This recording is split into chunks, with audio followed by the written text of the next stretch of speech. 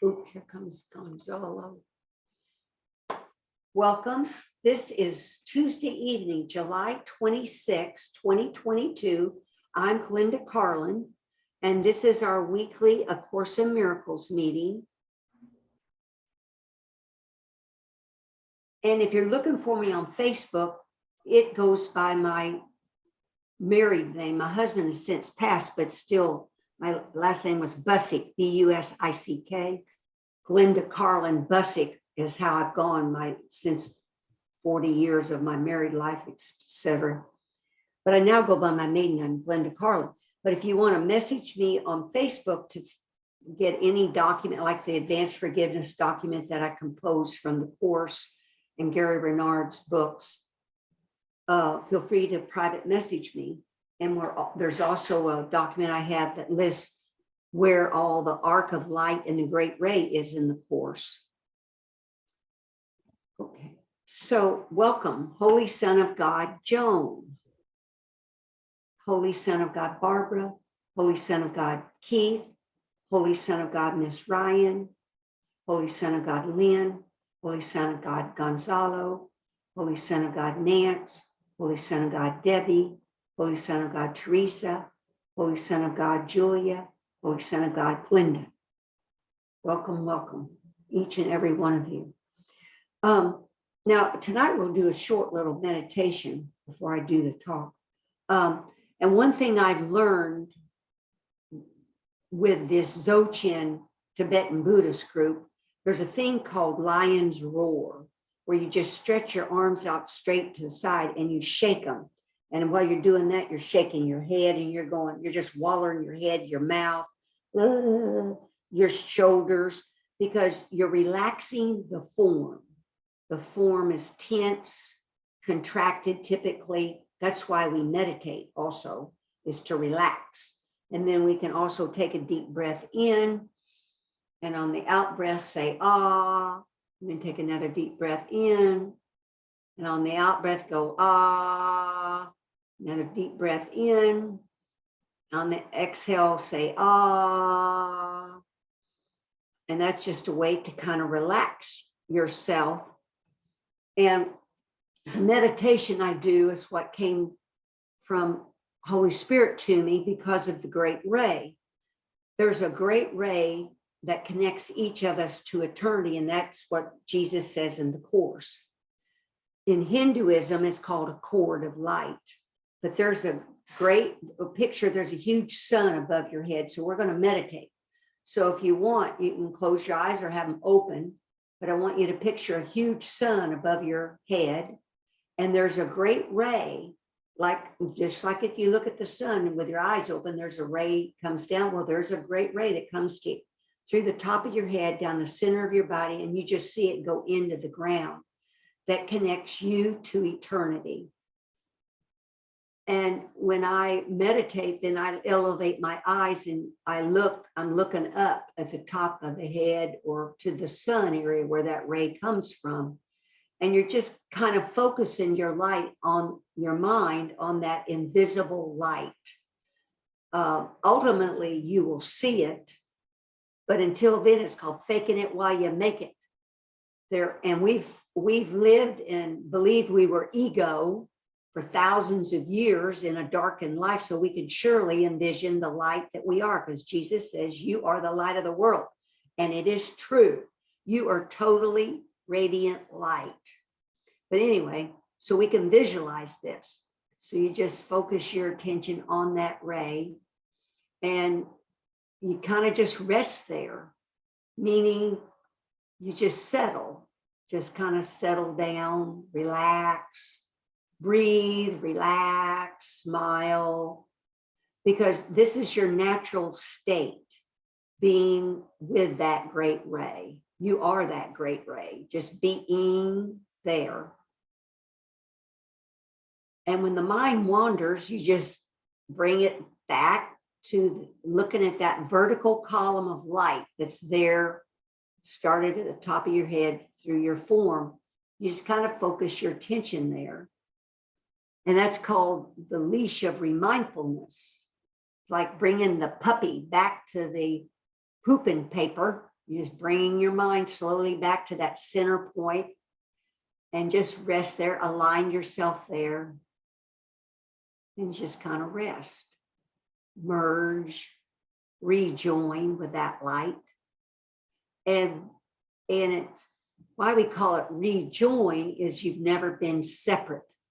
And that's why I don't really use the word join, because it's hard to join with something that you've never been separate from. But our awareness is just not aware of it. So that's why we visualize this.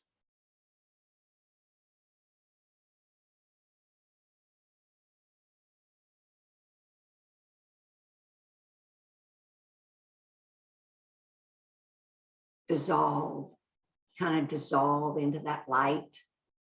Oh, and another visualization that helped me when I was learning how to do this is to picture yellow cake batter in a, like a water pitcher, a yellow cake batter, and just take that pitcher, Pitcher, full of yellow cake batter, and pour it down the top center of your head where the great ray is.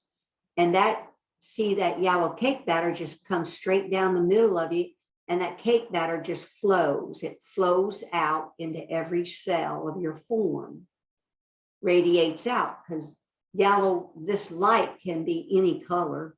You can picture white, clear. Typically, it's clear when you look out when your eyes are open. But now when we're meditating, it can be any color, yellow, because I needed a little thickness in order to rest, like in the chair, to picture that cake batter thickness, kind of rest in that thickness of that yellow batter, that yellow source light that you are. And in that light is everything, all beings, our Creator, our Father, living Tao, living God, living force. When I had you breathe in and on the exhale saying that is a primordial seed syllable that contains everything. Actually is another word for God, the living source. When you exhale saying in essence, you're calling out to the living God. And you can't hear it yet, but the living God is calling back to you with that sound.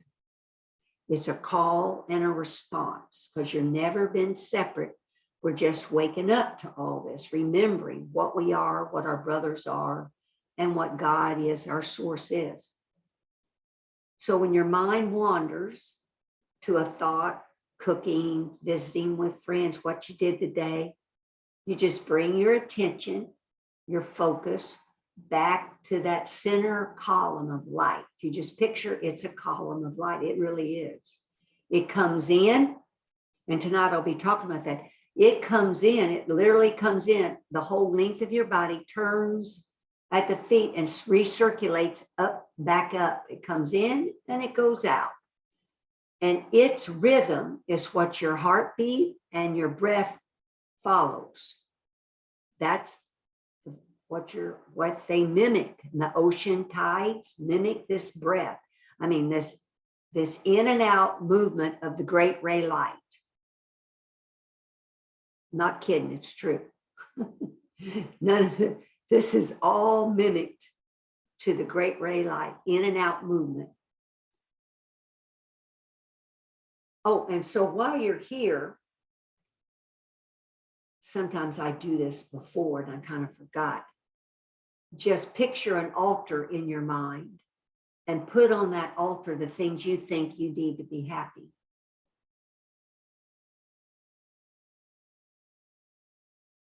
And then see that altar disappear into this light. That's bringing darkness to the light. And we're not asking or pleading. We don't do things that way with the Course or Dzogchen. You're just putting it on the altar and letting it go. Holy Spirit knows what to do with it. Then just go back and look at the light for another half a minute or so, and then we'll stop this meditation. But just rest there for about a half a minute or so.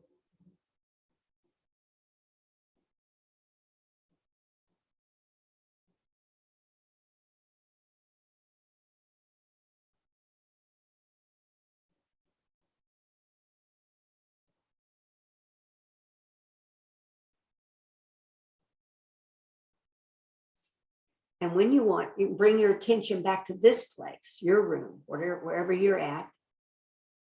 But you can always go to this light during the day. And sometimes what I do, I'll just take that in breath, and on the out breath, I say ah, and I will go immediately to that place in my mind, that column of light. I just go there automatically now. And I say, thank you, living God, living Tao, for always being there and not deserting us when we went off on this wild ass goose chase into darkness. And that's what Jesus says. I think it's lesson 123.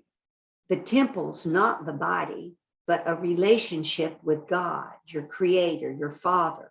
So every time when you can go to this light and stop just a second and recognize that is your living creator that you're one with, but to thank him, you're developing a relationship and a stability with what's important in your life, to recognize him.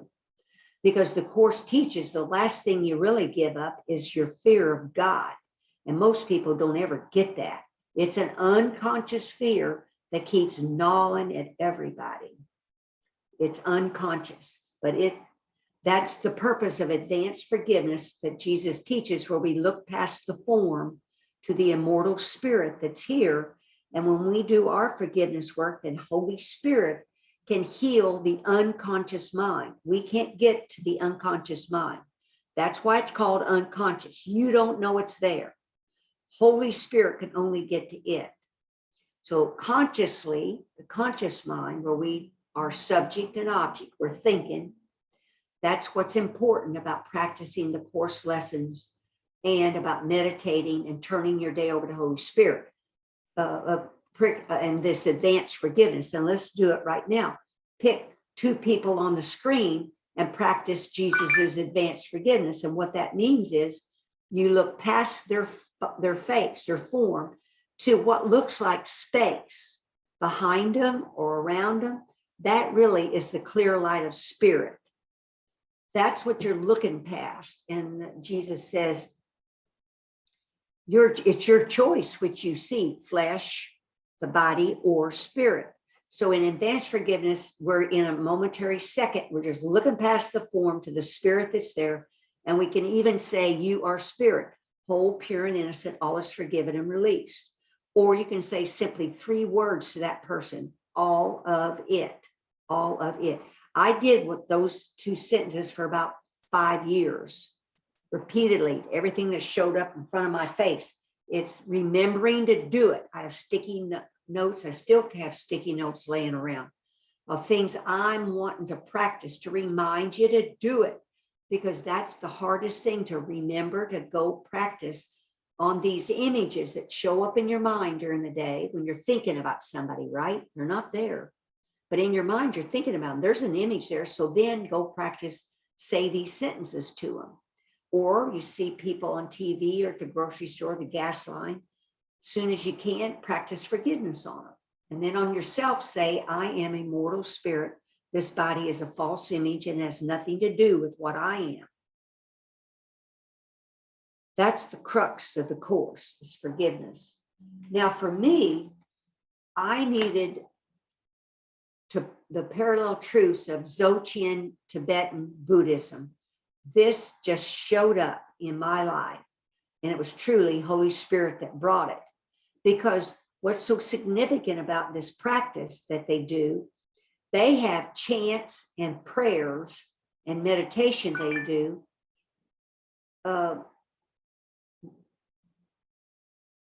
and have done for thousands of years. See, the Course has just been 1976. So now people are starting to say these sentences in the Course, right?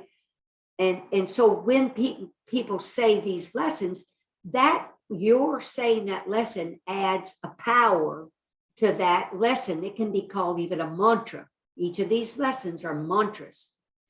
But in Dzogchen, they've been doing this for thousands of years. So these chants and prayers that they do carry a huge weight of purity of mind and forgiveness. It's just unbelievably powerful.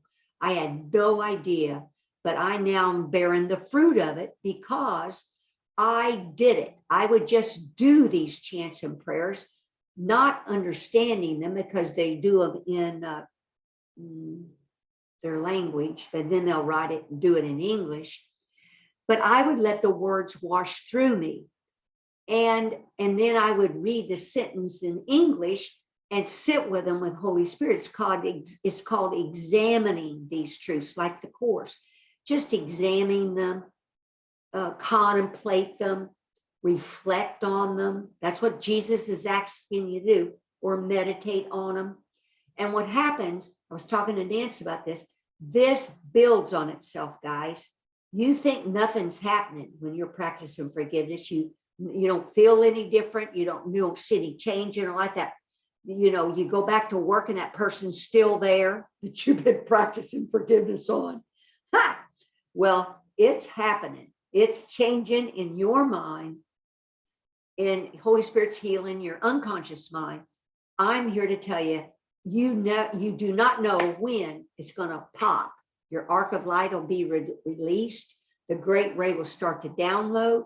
Then that's not the end of it, because you have to stay open. All this is a beautiful journey of no distance, but it's an opening of your mind to your innate Christ Buddha nature.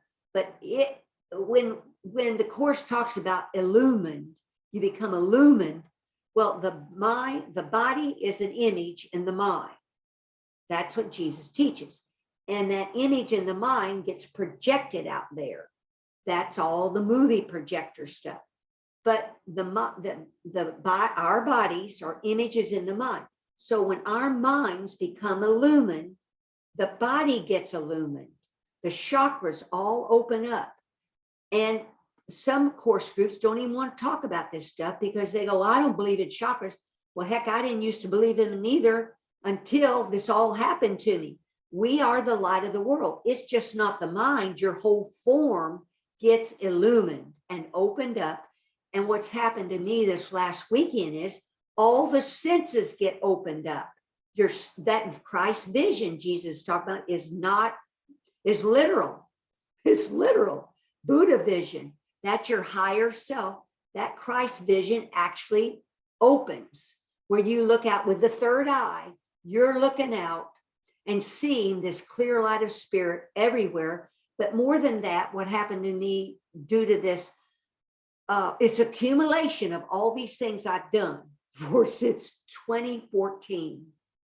Now, the thing is, I didn't have a teacher like me to talk to you about stuff like this.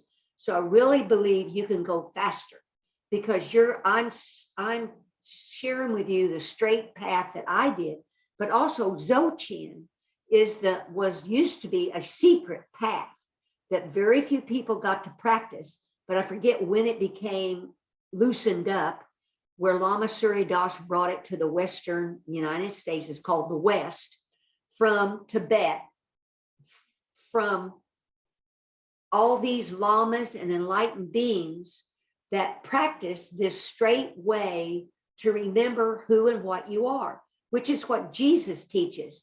You're not the body, you are free, for you're still as God created you.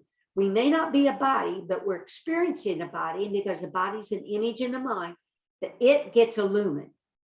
And all these senses, your taste, your hearing, your sight, your smell, all get heightened and awakened. Your awareness gets awakened, all the senses get awakened, light is coming out all of you. It is true. That's where you're headed. And when the senses are heightened, you have abilities. There are no boundaries. The ego has boundaries. There's no boundaries to what you can hear, what you feel, the feelings of your people. You hear their thoughts. You smell the Garden of Eden. You smell things you wouldn't have smelled. Things taste different. You have all of this is your true Christ self. And when I search to do this talk, you know how it is. I search online on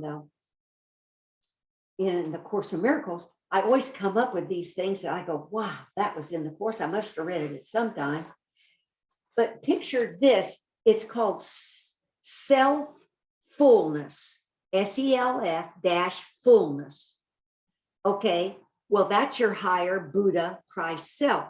That's your whole form with the mind. It's the whole ball of wax. Where he says selfishness is of the ego, but self-fullness is of spirit, because that is how God created it. The Holy Spirit is in the part of the mind that lies between the ego and spirit, mediating between them, always in favor of spirit. To spirit, okay. Spirit knows that the awareness of all its brothers is included in its own.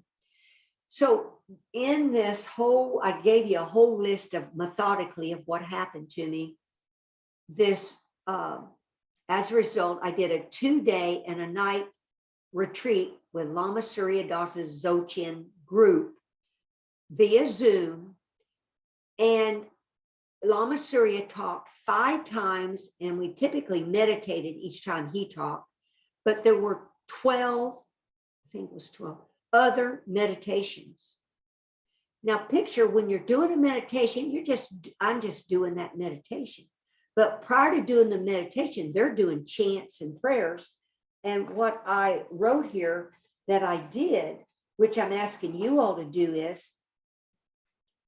let things wash through you, these truths in the Course, or if you practice any of these Dzogchen chants or Tibetan chants, you just relax and just feel we're just washing through you.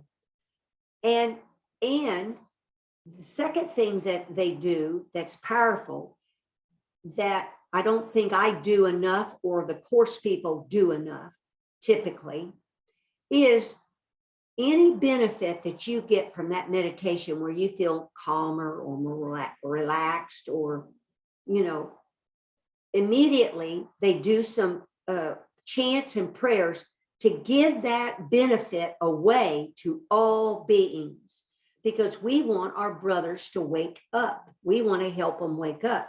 Now, in the Course, it teaches there's only one mind. So when you meditate and have this light, that light goes out and touches all minds. But it's a big deal to actually acknowledge and say, take my light, take our Zoom, our group light tonight, and help all sentient beings through all universes, all dimensions of time and space, wake up from the dream of separation. Because then we're not being selfish. We're not just doing this for ourselves. Everything you're doing is touching, you don't even know, thousands, it could be millions of people. Holy Spirit's taking our light and helping, we don't even know the magnitude of what's happening. Because picture, welcome Holy Son of God, Sally. The Holy Spirit tells us, you know, we do our part, he does the rest. So I take it real serious, and I acknowledge I want to help my brothers. And then what else did I take real serious is, so these chants and prayers, they talk about the suffering of the world. And that's called compassion, empathy. Now, granted, it's an illusion, but they damn are feeling it. People are suffering. We suffer sometimes. That's the purpose of us awakening, where we can rise above it, those feelings and thoughts. But it doesn't mean that the body's not going to have pain, because pain is inevitable, but suffering is optional. We're not waking up just to heal the body, although that can happen, or not. We're healing the mind of thoughts of separation from our Father. So anyway, these chants are, and I'm thinking about, you know, my family, the friends, the suffering, COVID, the people that died and they're left without their loved ones, or people that just die of heart attacks, and one second they're there and the next second they're not, and the suffering that the family are left with that lose their loved ones. Besides, so I would feel, I took to heart about the suffering of my brothers, and I asked all the enlightened beings, please help them. Please help our brothers. You know, again, it's this wake up from the dream of separation. And, oh, and the other chant we do, like at here, I forgot to say, we always call in enlightened beings, Jesus, Buddha, ascended masters, Holy Spirit, be with us, help us. They call in all these enlightened beings, and it can be, I'm sure, I don't even know how many people have awakened since the time began, but it has to be tens of thousands or hundreds of thousands of people that are here trying to help us wake up, calling on them. And it just makes me cry to think we can call on these powerful beings to be here, help us, help our Zoom group, help all of humanity wake up from the dream. So, and that would cause me just to cry. The other thing is, as you feel these things, you just feel such compassion. It changes how you feel. I would just cry because sometimes, because I was so happy that I'm aware of what the hell my mind's doing and I can choose again, and aware that the great ray, the arc of light's been released, the great ray's coming in and going out. So thankful for that. But the bigger thing is just the truth of these chants and prayers and the truths in Jesus's Course in Miracles. So that went on for 2 days and a night. And during that, besides Lama Surya Das doing 5 talks, there was this other Lama called Lama Roger Walsh. He did a talk on from going from ordinary awareness to awakened awareness. And see, he's talked about that before. And what he says is just pick an object that's there in your room and you just kind of look at it. And then he says, just really look at it. Just really look at it. Where you're looking at the details of the leaves or whatever you're looking at. You're just trying to brighten, intensify your awareness, because there's an ordinary awareness and there's this awakened awareness that goes along with your Christ awakening and your Buddha awakening. So I thought, well, that's nice. That's nice. But see, I wasn't really trying to do it. But yet, through all these meditations and my sincere desire, you cannot even count the magnitude of your intention. If your intention is to feel the love and care for your Zoom, this Zoom that's called a Sangha group, all these people here coming together to want to wake up from the dream, and other people that are in your local Sangha or community groups or some miracle groups, it's just so powerful, that group synergy, that group light. But anyway, that what happens, all this builds on itself is what I want to say. I wasn't trying to awaken my awareness. This is a byproduct of us standing firm and practicing. But again, you think nothing's happening, but I'm here to say, just keep going, keep practicing. Don't stop, do as much as you can, because it just happened. So after this retreat, I'm going to backpedal a little bit. This was a Friday night, Saturday and Sunday, the 15th through the 17th. On Sunday night and Monday, I felt like I'd been run over by a bus. I mean, it was like my mind was just jumbled. But see, I knew enough to relax, meditate, go to the light, and ask Holy Spirit to help me see things as they are, and help me learn how to dance with life. Those are my 2 main intentions, which covers, the whole deal. How do you dance with life? Meaning the life of all these forms that seem to be out here. How to dance with life. How to see things as they are, the reality of it. And I just kept doing that. And then what I realized happened, all those meditations, all those truth talks that I just melted into and felt a part of, my thoughts were being reshuffled by Holy Spirit, where the truth thoughts rose out. Because look what happened then. All these things that happened is Now, what I want to get to is when I emailed, I kind of wrote these things that I learned a little sooner than what the deal was.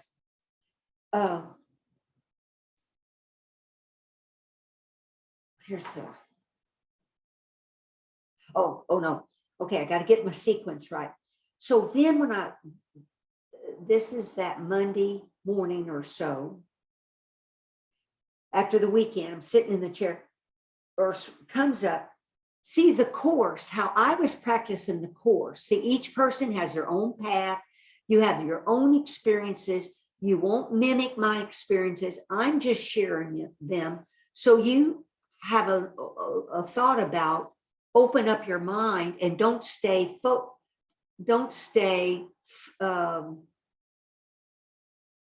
if you think you've got one insight, don't just dwell on that. Just stay open to get more insights, more truths, more stabilization of who and what you are and what God is. Because that's one thing I've learned. Because I thought when my arc of light and my great race started to download, I thought maybe I was in, because Jesus talks about the light. But no, my mind had not awakened. My heart had not opened. All these senses had not opened. See, it's an awakened awareness. I mean, there's just a multitude of things that go on. It's a process. But, so when I'm practicing the course, because he's teaching, this first half of the course, he's trying to get you to recognize what ego is. Ego is representative of the body and the false images. And the second half, he's getting you to try to understand about spirit and God. But I got wound up in the thought about these are just false images, and I wasn't paying any attention to the form and the body, right? And I'm trying to express that form gets illumined. And until I became one with my form, that's when these other things happened in this sequence. Now picture what that means. I felt it in that chair. I realized the light was all through my form, but I was one with all of this, one with my form and the light. And what I wanted to get to in that Course in Miracles is, Jesus says, the power of the whole sonship and of its creator is therefore spirit's own fullness, Fullness, rendering its creations equally whole and equal in perfection. Now, see, our creations are all these forms out here that we've manifested and projected out there. These are your creations. They're really filled with light and love, but they're our creations. He says here, the power of the whole sonship therefore makes you realize your spirit's own fullness. So your spirit and light is full, you're whole, it's all radiating out all forms of your body. Rendering that whole fullness renders all creations equally whole and equal in perfection. Everything he created is given all his power because it is part of him and shares his being with him. Now, granted, your spirit is what does the beingness, but until I saw no separation, see, there is no separation. That's the Course as well. There is no separation between your spirit, your mind, and the body. It's all one. It's all one. And every mailbox, tree, blade of grass, chair, that's all one too. It's just filled with spirit and light. It's just all one. There is no separateness. And that if I could have understood that truth sooner, it would have helped me, because I was still labeling the body as bad. I was kind of doing that when I look back on this. So then I ran upon in chapter 16, that was the other thing was in Chapter 7, IX-2, about creation's whole. Chapter 16, section 5:5. This is really powerful. Holy Spirit knows that completion lies first in union and then in the extension of union. So first, Holy Spirit, completion lies first in union.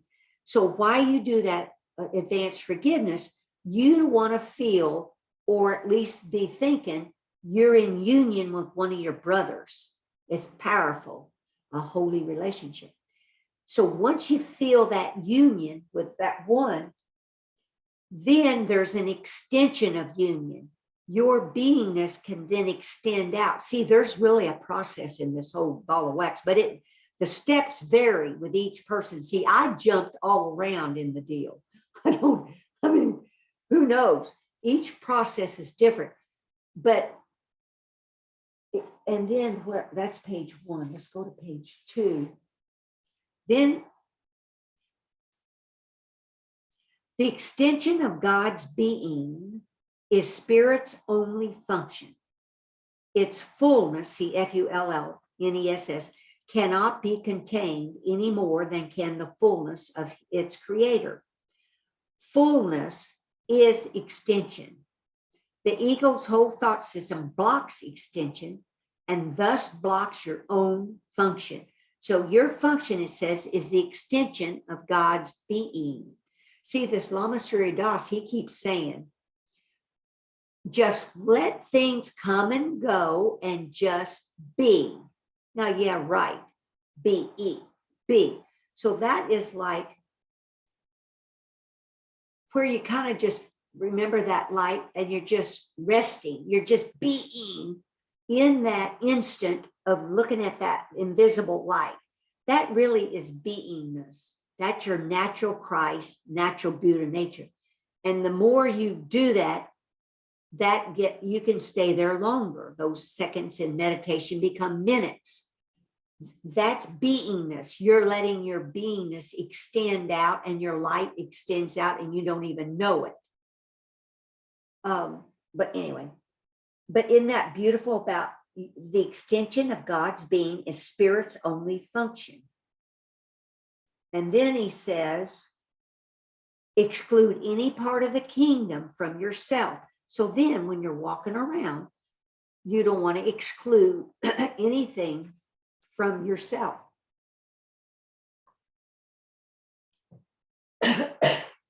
Sorry.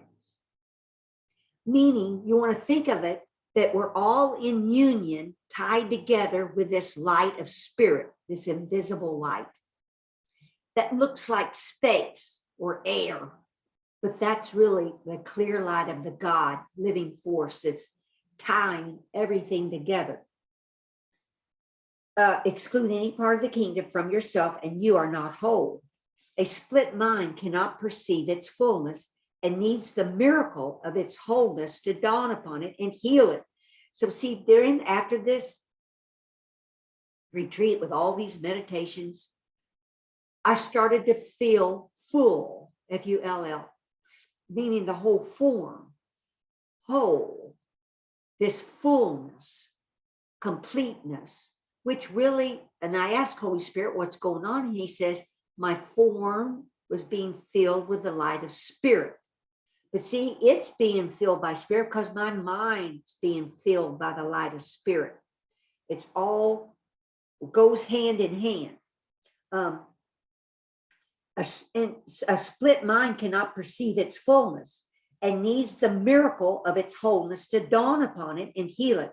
So once in a while, if you just in a split second can realize or think about, oh, I'm whole. That's why that sentence says, you are spirit whole, WHOLE, pure, PURE, and innocent. And I am immortal spirit. This body's a false image and has nothing to do what I do with what I am. Or you can say, I am whole, pure, and innocent. Because wholeness, WHOLE, completeness, fullness, pertains to that your mind and form is completely filled with the light of spirit. But to go from it, you got to start with thinking of your brother as whole, pure, and in union with you. It's just thoughts. You don't remember, Jesus says in the introduction before the workbook, you don't have to understand any of this, just do it. So all you got to do is think about, oh yeah, Jesus says we're whole, we're pure, we're full of light. Okay, I'm going to just think about that. My brother is too. So anybody that you're excluding, write down and make a list of them and think about them differently. Because as you think of your brothers, you think of yourself. Every thought we think goes into that one unconscious mind. We think we're out there browbeating some politician or somebody. Oh no, we're browbeating our own unconscious mind. That politician knows nothing about this stuff. There's only one mind. And what that one we say to ourselves, that mind believes it about yourself. That's how it works. There's only one. It's you. You're talking about you. It thinks that's you. The full appreciation of the mind's self-fullness makes selfishness impossible and extinction inevitable. That is why there is a perfect peace in the kingdom. Spirit is fulfilling its function and can only complete fulfillment. And only complete fulfillment is peace. So, see there again, makes selfishness impossible. That's why then we give our merit. We're not selfish. We're sharing this peace or calmness and this light that we feel or thinking about. We want the merit of that to go out to all of human, all sentient beings. Then the next one was, that was chapter 7, IX. No, IX 4, paragraph 4, sentence 3. Then there's here, listen to this one. Wow. This is in chapter 7 again, IX 2, 6, paragraph 6. Until a person, being must be extended. That is how it retains knowledge of itself. Now it's worth repeating. Being must be extended. That's how it retains knowledge of itself. So each time that you're thinking about sitting there, meditating, thinking about your being, I'm going to just be in my Christ self, my Christ nature. That's huge because it says, and as you do that, just picture that beingness extends, means it expands. Just picture it extending, expanding out 360 degrees, like that column of great ray light that's down the middle of your head. Picture that's a center point, a point, and 360 degrees means out through all universes of dimensions of time and space. Your light extends that far. Just kind of sit with that and let it go. Let that light expand because your being must be extended. And then you're gaining knowledge that that's what you are. Every time you do that, you're training your conscious mind to think about, and the unconscious mind, that that's you. That beingness is me. That light that's extending through all those universes is me. I'm helping my brothers by meditating and being in my light. Spirit yearns to share its being as its creator did. Created by sharing, its will is to create. It does not wish to contain God, but wills to extend his being. Because see that, so God was just so full of love and beingness, he just naturally shared it with his son. That he said just naturally wants to extend his beingness. Spirit knows that the awareness of all its brothers is included in its own. So when you acknowledge what you are, I'm a Christ spirit. You don't have to believe it. I'm a Christ spirit. I'm light. I'm the light of spirit. You're becoming aware of what you are. It says you knows that the awareness of all its brothers is included in its own. So when you remember you're this light, just stop 1 other second and remember in that light is all your brothers. It's huge. And to think we don't need space and time, because it could be on a pinhead. that contains everything. The spirit of everything is just right there in your life. Now, what I want to kind of get to, because, oh man, time's getting away, is I was no longer excluding my form from this oneness. And so as a result, when I went out walking, I could see all these forms were one with me. I had never experienced that. I could say it before, and we say it, we got to say it before because that's the practice. But to experience it was like, what? What? It's like, takes my breath away. What? Like, I'll tell you, oh yeah, the clear lights. And I would see the clear light, but I never experienced that we're all one in the forms because I was still dancing separate with separate forms. You with me? I was just thinking about light and spirit, but we're one in all the forms. The mailbox, everything is oneness. There is no separation. So when I was thinking that one day, picture then what happened another day, I was walking and I looked, you never look at the sun straight on. It was early morning and the sun was coming up through some trees. And I looked through the trees, and where the sun was, the sun turned to this big red circle. And then around the circle became a blue perimeter.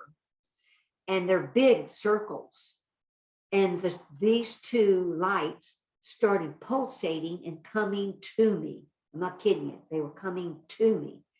And I felt drawn to them. And I just let things be. I just waited. I just be. And I didn't get it till later, guys, what this meant. What finally will happen is because you see the oneness with all your brothers and all these forms, animate and inanimate. This is what Jesus called the pre-separation state. In the pre-separation state, there was the Garden of Eden, where all the forms, everybody was just happy. It was all love and oneness. This is what I'm talking about is, but until you become one with the forms, then there's no outside or inside. Because see what was happening, the light, the external light, the sun represents source, but it's still external. And we talk about the pieces within, the lights within. Well, in reality, there's no within or without. There's just isness, I-S-N-E-S-S, or essence, God essence. And in reality, when samadhi happens, when a person goes beyond awareness, because awareness really deals with subject and object, you got to have awareness, has to be back here watching. There's still a watcher and there's stuff being watched, but you got to get to the point where you can do that. You can be the watcher, the awareness, and watch all these things unfold around. That's part of the process. But there's something beyond that to the beyond subject and object. And that's when there's no, you kind of black out to unconsciousness. It just happens in a split second. And you don't do that very much, or the body passes. It's just to taste what pure non-dualism is literally no subject, no object. It is isness. It's a void. It's complete creation, God. But see, we live here on the earth looking out from our Christ awakened awareness, our awakened mind and form, dancing with the life and remembering that everybody is the Christ, is the Buddha as well. That we're faking it while we make it. But anyway, I saw, so that light signified there was no within or without anymore. I look out and there's just oneness. Now it has to stabilize. This hasn't stabilized. And I don't know. Holy Spirit will take me where it's going to go. So I want to describe what's something else. Where's 4? Oh, now see, during this retreat, people don't get it, but I get it. These lamas don't have that word for nothing. They are extremely enlightened. And all those 5 sentences I'm talking about, that I'm like a little baby, they're starting to wake up, they have awakened them. They use them, and they use them to help us. And when I meditate sometimes, or during that retreat, I felt the presence of that Lama Surya Das. Because see, he does that. He takes his light and he helps us, these people that participate in these meetings. He takes this serious. He's dedicated his life to helping us awaken. Now, why I know he can do that is I do this to you guys. I beam my light from my third eye, because my third eye is open. In part of this paragraph in here, during this last week, my whole forehead was open, was a third eye. I mean, and then the light went from just being in my head, the light moved throughout my form. It just kind of pulsate in 5 or 6 areas. And the next day or two, then the light moved where it went from the top of my head to my feet. And it come in the great ray, and then it would sweep back up in a methodic, continuous, in and out, thorough, down to my feet, back up, back. But that light, I'll take that light from my forehead and I beam it into your foreheads. You don't feel it. You don't know I'm doing it. And I'm only explaining this because I don't have that much power. I haven't tuned this up with the Holy Spirit for 30 years, 50 years, like this Lama Surya Das has. So, or like Nancy's using a different Lama. These people know how to help you. So I can't say enough if you ever want to incorporate Dzogchen Buddhist, because see, you get an actual physical person helping you. Holy Spirit's doing all he can, but oh my, I could not be where I'm at without that Lama Surya Das and Dzogchen truths. Now, because my intention is to practice and to get it. Now, I had to do my part because he can do all he wants. But if I don't practice, meditate, do these things that I'm talking to you about, practice advanced forgiveness, it'll be another lifetime. Who knows when it would be. So I just want to cover, honest, there's no inside and there's no outside. And that, also, that Lama Surya Das will talk about non-meditation. And that's where you're going. You want to go get to that. But I never understood it really. And that non-meditation means, and I am experiencing it now, is average daily activities, life's events, whatever's going on. That's the life, my life, that's showing up in front of my face. That happening is non-meditation, where I am being and seeing the light of spirit everywhere. I'm not having to go meditate. You know, I still meditate because that helps all of humanity.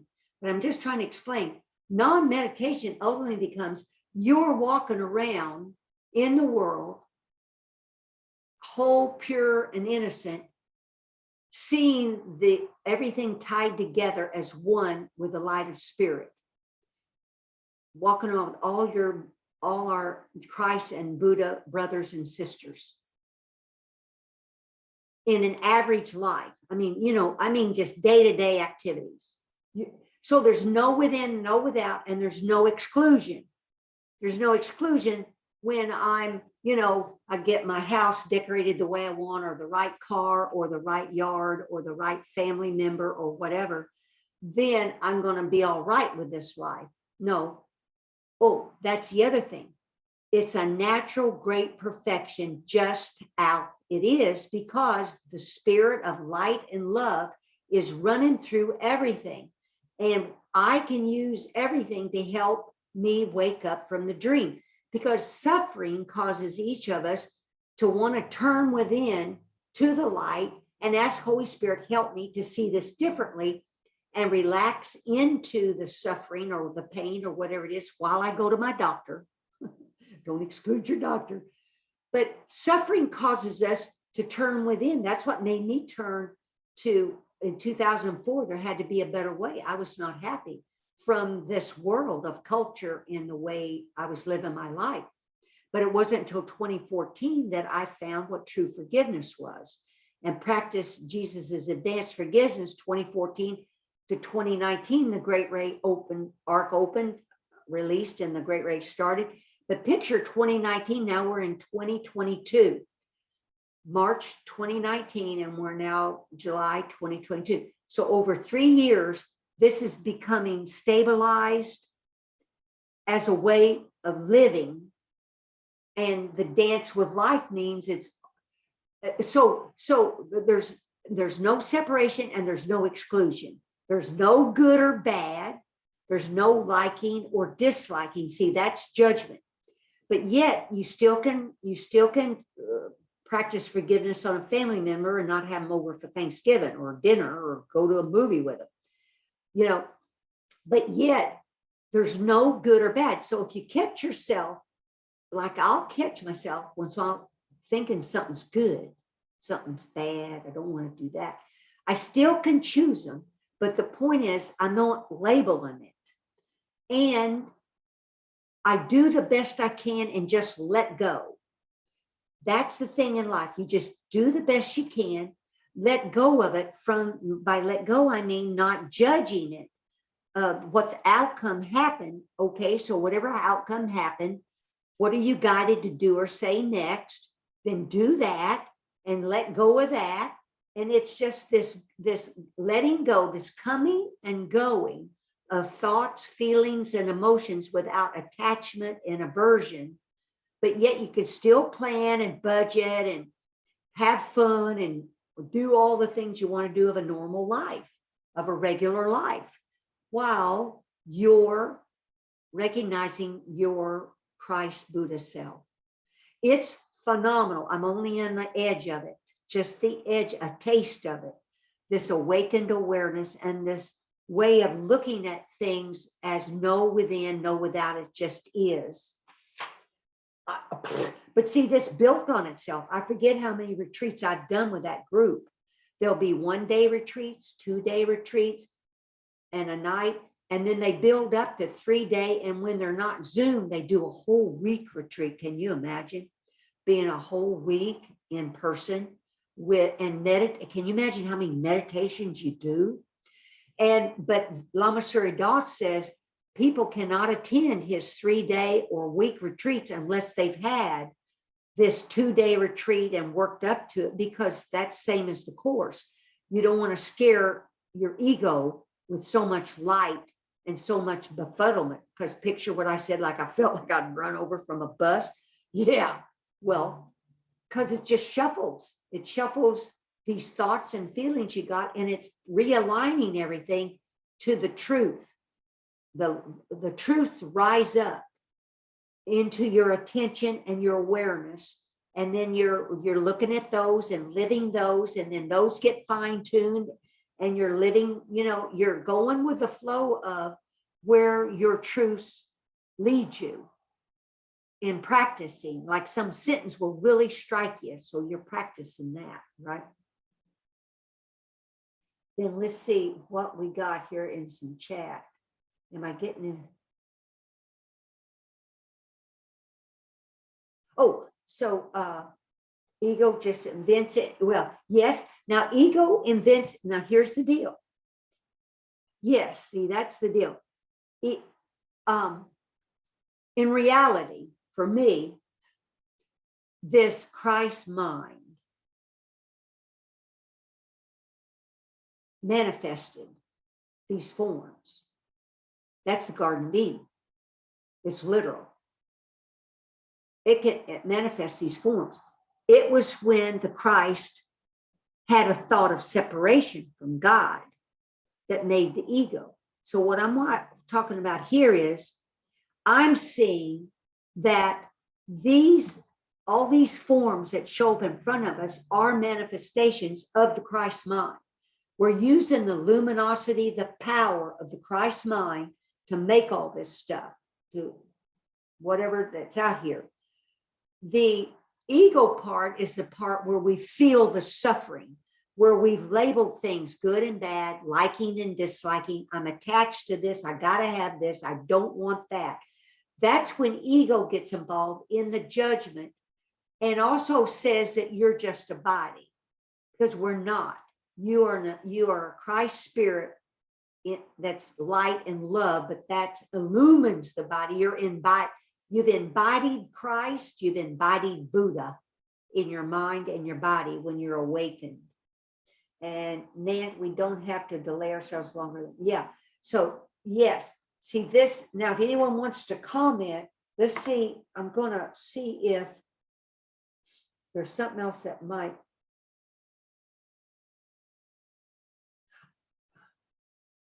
Yeah, but I think I've got the crux to this. I kind of got out of sequence. Let's see if, boy, this chapter 7.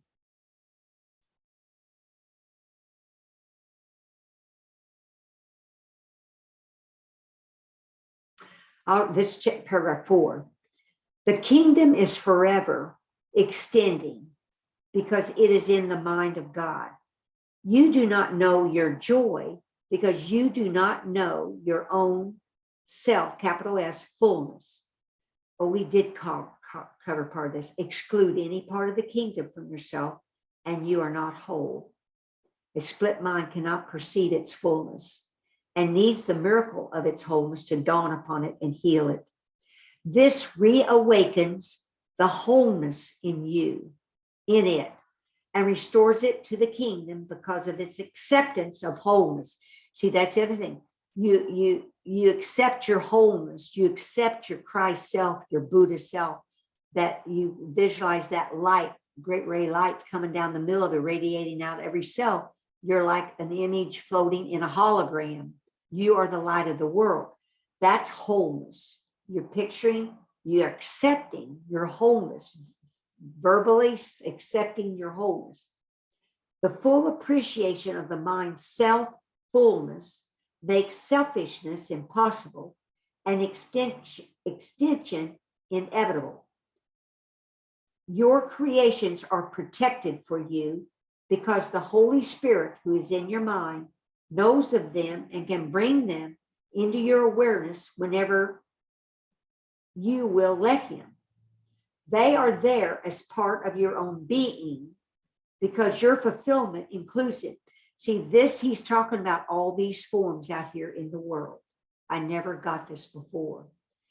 Your creations are protected for you because we made these images up in the garden. We made the Garden of Eden.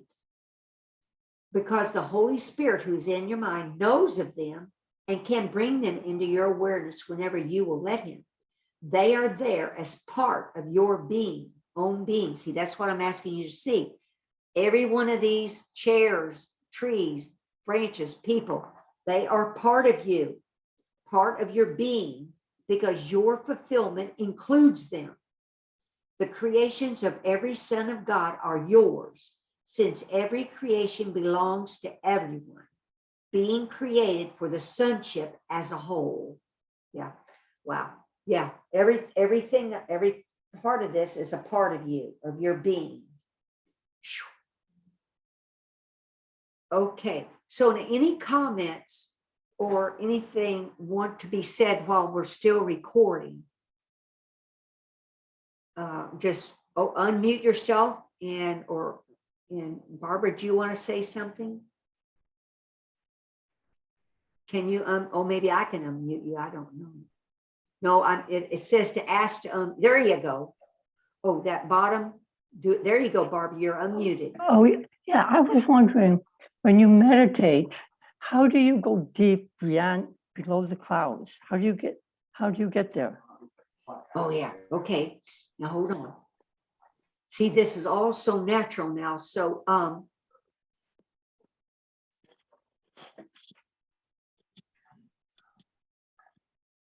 I do what we practice in the Great Ray. I see, this brings up another point. I'm reading this book called Preparing to Die by Andrew Holacek, and it includes a whole bunch of pages from a book called Tibetan Book of Living and Dying. And within that, they're talking about when the moment of death comes, what happens. But basically, if that happened just now, wherever our mind is now, that's where it'll be in that first bardo, in that first part of the death. That's why it's so important to try to wake up if you can and meditate and practice this forgiveness, because then it'll be easier for you to focus your light, because that's what you want to do. That's why we meditate. And I didn't know what I was really doing, but because when you meditate, and the other thing that the common thing in the book, it's a thick book, is to focus the eyes up. That's right. Up. You do not want to, I hear something. It's okay. It might be behind Barbara. It's okay. Is up above the head is the representative of the sun and source. Above the head, the sun. Egoic thoughts are the clouds in the mind. So I focus my attention above my head and I see that great ray. I focus on that great ray. And very big deal to do this, because they say the people that don't meditate or don't understand this, it's real easy to look at their feet, and you don't want to be looking down. Yeah, the lower down you go, less likely you'll be born into a human form or an awakened being. You want to focus above your head and this light, because it says in the book that really quickly these lights show up, and people that aren't aware of them or don't understand them can be afraid, and they go to the darkness. Then they get upset, they get worried and fearful, and then the thoughts start to really go, because it says also the body is an anchor to something, at least the ground. But when the body is dead, the mind has no anchor, and it is called a mental body, and it's damn going. So all those thoughts are happening real fast if you miss seeing some light. And then it can get involved in so many thoughts of fear that the consciousness grabs on the first male and female that are having intercourse where the baby's going to be born. And it grabs onto the wrong parent. We're not wrong. The parent, they could have had a better, like I could be in India drinking dirty water, right? Or somewhere drinking smog or breathing smog. You get the point. We're privileged. We got a house, water, a toilet, food, shelter. But the point is, if you're not awakened before that, before you die, there's a chance you can awaken at that moment. If you go to that light and call on your guru or call on Jesus, whatever, God, call on him, get used to calling on that relationship with God, the living Tao, your Holy Spirit, help me. Huge, because they're right there with you, waiting for you to call on them, the enlightened beings, the ascended masters. So it's huge to meditate, because you're getting used to the light. So you're asking me how I do it. I go to the light, but then see what happens. My mind will wander too, because I'm new at getting settled in all of this and stabilizing. People spend tens of years meditating deep, but we can do it. We can do it because we got the straight path. We got Jesus' course, and we got Dzogchen. I got Dzogchen. The thing is, if the mind starts to wander very much, pick a mantra. I learned that from this last weekend, and it's in my email. And I would chant. So I started that week after that retreat. I think that's another reason why a lot of this happened. I chanted, let me find it, Om Mani Padme Hum. It's a very powerful mantra. One of the most powerful mantras you can chant. And it's why is because of these thousands of years of, I don't know, tens or hundreds or maybe million monks, people have been saying this mantra. It's got all the power of all those people behind it. But and here I looked up what it means. It's Om, it's in my email. Anybody that doesn't have my email, Barbara, you got my email? Om Mani Padme Hum, H-U-N-G, and the Hum can also be H-U-M. But here's what it says, because this is what Jesus is talking about too. Om Mani Padme Hum can't, oh wait, I've started to, wait. Oh, here, I started to, here. Oh, it's a powerful mantra, which is thought to contain everything essential that Buddha taught. Now, can you get that? That's 6 words. 1, 2, 3, 4. That's 4 words. We don't have to read that whole big old, it helps to read the course and to study the lessons. But if you truly believe this and chant it with all your heart, the power behind this is, I don't even know how powerful, but anyway, it is thought to contain everything essentially that Buddha taught, which is indicative of the path to transform one's impure mind and body into the pure, exalted speech and mind of Buddha through detachment. See, that's what I'm talking to y'all about, detachment, where we recognize we're aware when we're grabbing on, attached to something or pushing something away. We don't want that. We want to be detached from subject and object of things. Doesn't mean you can't have a house, a car, and all that, but we're not like attached to it. Anyway, needless to say, it is a powerful mantra and symbol which can purify body, speech, and mind. When used in meditation, or if recited daily, see, I recite it when I walk, Om Mani Padme Hum can remove negative karma and thoughts and help one achieve enlightenment and awareness. The last word, H-U-M, or Hum, H-U-N-G, means indivisibility or something which cannot be torn apart. Well, what better definition of oneness? It holds both wisdom and method, and this cannot be broken or divided. It's true. It's one. It is a reminder that each of us has purity within us. We just have to go through the paths of enlightenment to uncover it and erase all impurities from ourselves. The symbol also helped us realize the emptiness of the words, thereby helping us detach from the world to seek enlightenment. This mantra does what Jesus's advanced forgiveness does, I think. It helps purify the conscious mind so that Holy Spirit can then work and heal on your unconscious mind.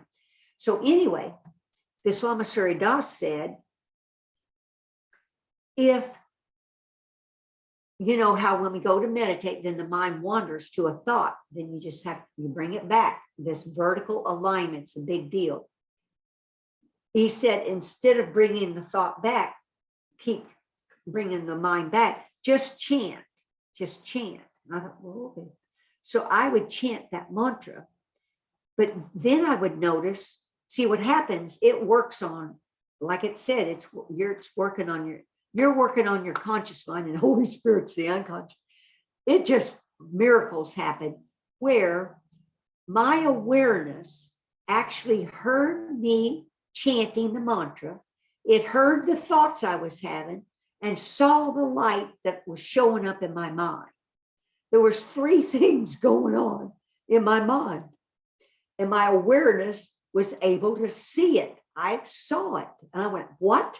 I was shocked. What? Usually I can focus on one thing, right?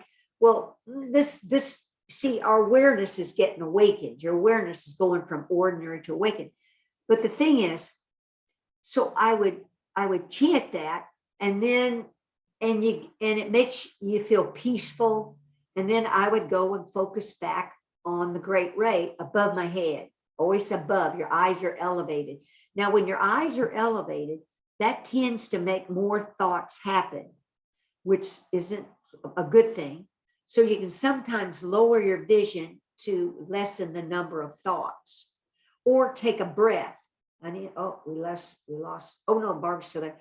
Take an in breath, use your breath to also center you, get you calm back down. Breath in, saying ah. I use my breath, and boy, I use that ah. Ah is powerful. AH is another seed syllable, very powerful, just like Om, O-M. Now, Barbara, did that help any, or go again? You're muted. That helped. Well, and the other thing that helped was that yellow cake batter. Because see, I needed a thickness to sit in, to feel, to rest in, a thickness, because it's hard to rest in an invisible light. Because you're trying to rest your weary heart and mind. You're trying to rest, let your beings just be. So any of those visualization, and one of my talks one night was just about the great ray of meditation. So if you look at my YouTube channel, you'll find it, and you can meditate with that. Maybe okay. I talk a lot in it, because you need to pause a little bit. That's the great rays you said on that YouTube.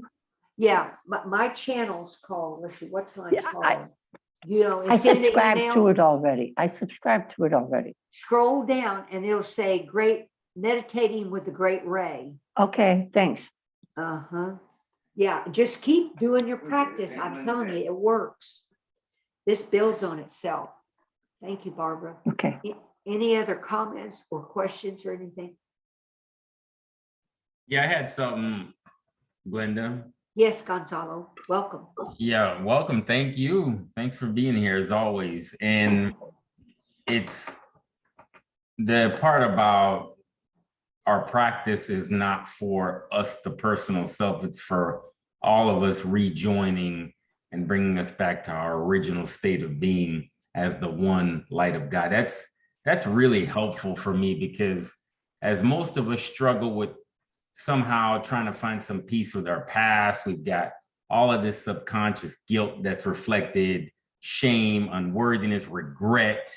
We've got all this pile of stuff in this past that, of course, Jesus tells us the ego invented time in the past to distract us away from that perfect light of God, which we are eternally. And we were thinking that we're fighting ourselves in a sense. That was the gist of what it felt like. It felt like I was fighting my story, trying to somehow clean up parts of the past. And we know we can't do that. That's why time is a great illusion. But to realize that we're not trying to fix the personal self. This is a key point, that we're not trying to fix Gonzalo, Glenda, the individual self, and go out in the world and be a better person. No. Trying to rejoin with getting to know that true self, that one self that we all are. And the practical part, as you say, is that we can operate in the world, in our relationships, in our daily life, in a much more peaceful, functional way, as knowing the Christ, embodied Christ, yes. Walking around, embodied Buddha walking around. Gonzalo, go ahead. Yeah, it's practical. So it's absolutely practical. While yes. We're here in the earth, it's not a up on the mountaintop type of practice. Yes. But it's so important to realize that we're not, because that's still right back in the ego. If we're trying to fix our personal self, I want to be the right. better, I want to be a better father, I want to be a better teacher, I want to be a better partner. That's still back in the ego trap of wanting to get approval in the world. So it's so helpful for me to hear that our practice is all of our practice. We're doing this as one, even though it doesn't look like there's immediate results in the world. That's okay. We don't need them right away. We just need to know that the work is going on deep in our minds, deep in our subconscious, where, as you said, only the Holy Spirit and Jesus can get there to that deep subconscious. We can't, as a conscious self here in the world. Only our part is to be willing to ask, to be shown, to do the mind training, to open up our minds so that Jesus and the Holy Spirit can then do the rest. And so that's a key distinction. I really think that was helpful. That was right exactly what I needed to hear, that, trying to fight with this past and time, which is an illusion. We can't fight with something that's not there, but that's the deception of the ego. Well, now, Gonzo, now stay with that. Now, when the thought of the past comes up, though, if you have a journal, log the individuals involved in whatever that is coming to mind. Practice. I do that. That's the purpose of images in our mind, plus the images that show up in front of our face. And you're just saying you are spirit, whole, pure, and innocent, all is forgiven, released. On all those images, you're not trying to fix it. Although you're asking Holy Spirit, maybe, I don't know, you may end up calling one of them. I don't know. Coming to some agreement with them. I don't know, or not. I do not know. But just because it becomes, anything's possible with Holy Spirit. And we never want to throw somebody out of our heart, or, we still want it. We don't have to invite them to dinner, but yet we're practicing this forgiveness. But what I found happens is we naturally then become our Christ self, our Buddha self, without doing it externally, the work on. But we've done the practice of being empathetic to people, compassionate, maybe helping a charitable cause. I don't know, working on the environment. I don't know what things, even though it's part of the dream and the illusion, we're still all in this together. We're all interconnected as one. Yes. But then that's the transformation happens to body and mind. Then your form is doing the work then in the world. Like, it's still now doing the work, coursework that you do, but go ahead, you know what I mean. And the big deal is to acknowledge we're wanting to help our brothers. Yeah. That's huge. That is so huge that I learned from Dzogchen. Yeah, that's very helpful. And again, we're not ignoring the struggles in time. We're not denying or pretending that we're having struggles with time and guilt and recurring episodes of, guilt and shame that keep research. We're not denying it at all. We're simply illuminating it and asking the one to, as you say, journal. Very helpful for me. I keep a journal. Very helpful. Thank you for the reminder. We're just illuminating it and sort of focusing the light on it for it to be revealed, really. Yes, and see, Holy Spirit will then guide you what to do or say with the people from your past or present, because that's the dance of life. Right. With the forms that are showing up in front of our face is our karma, is our dream that I agreed to. And it's all that union wanting to think of that brother as one or sister as one in spirit is so huge. Just thinking of them that way, because ultimately if you in your mind join with one, then you keep rejoining with others. This builds on itself till finally there's a union you see outside, you see projected out there, because what's in your mind gets projected out, right? Wow, this works. Thank you so much. Wonderfully helpful. Thank you. Exactly what I needed to hear. Thank you so much. Well, thanks for practicing, Gonzalo. And picture each one of you, whatever work you do, it helps all of us. It's so powerful. And when we come together in the Zoom meeting like this, the power of our one mind and intention is so, think of the billions of people that are in the world, but there's probably millions of us like us trying to be one with our Christ Buddha self, awaken from the dream. Any other thoughts or questions? Now, Julia, she left. She needed to go. Oh, and she practiced a lot of Buddhism, but look, Sally showed up, Sally Quinn. All right, so Holy Son of God, Sally, before we go, pick another person on the screen and let's practice advanced forgiveness on them.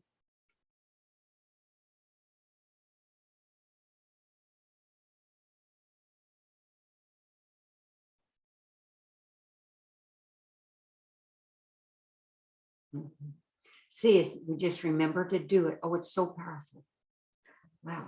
Well, thank you all so much for coming out tonight. Holy Son of God, Barbara, Holy Son of God, Keith, Holy Son of God, Gonzalo, Holy Son of God, Nance, Holy Son of God, Sally, Holy Son of God, Teresa, Holy Son of God, Debbie, Holy Son of God, Lynn, Holy Son of God, Julia, got Barbara already. Thank you, Holy Son of God, Glenda. Thank you all for coming out and for your thoughts and prayers and help. Oh man, it's beautiful. Thank you. I'm going to stop the recording.